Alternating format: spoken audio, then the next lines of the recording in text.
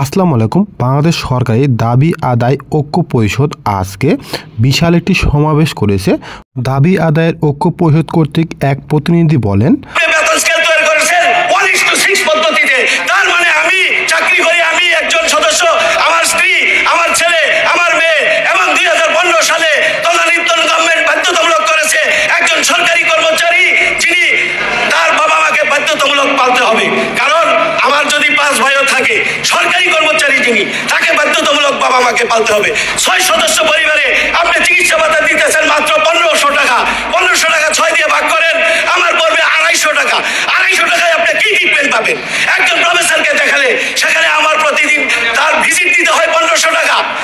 Test দিবে একগাদি, সেখানে যাবে 5000 টাকা। ঔষধ কিনতে যাবে 5000 টাকা। আমার যদি 10 থেকে 15,000 টাকা প্রতিজন সদস্যের চিকিৎসার জন্য লাগে, সেখানে কি করে আমি 250 টাকা দিয়ে 6 সদস্যের পরিবারকে এই স্বাস্থ্য সেবা মেনটেন করব? আমার চিকিৎসার জন্য, শিক্ষার জন্য ভাতা দেওয়া হয় মাত্র 1000 টাকা। একজন ছেলের জন্য 500, 2 জনের জন্য 1000।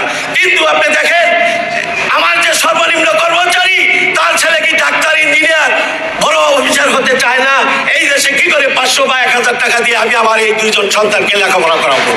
সম্মানিত উপস্থিতি, আজকে আমাকে যে যাতায়াত ভাতা দেওয়া হয়, সেই যাতায়াত ভাতা 300 টাকা।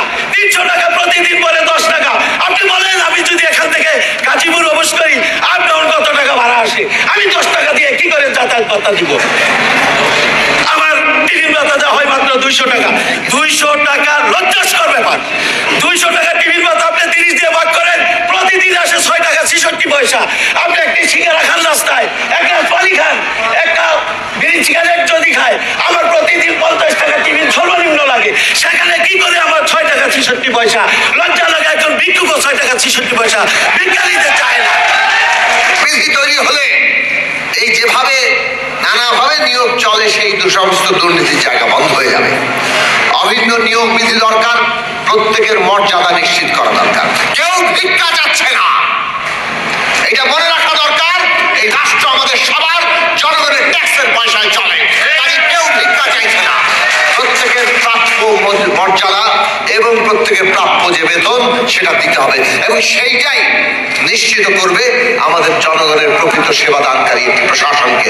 কাজে সেই জায়গায় আজকে সরকারকে ভাবতে হবে। এই জায়গায় যদি না ভাবেন, মুখে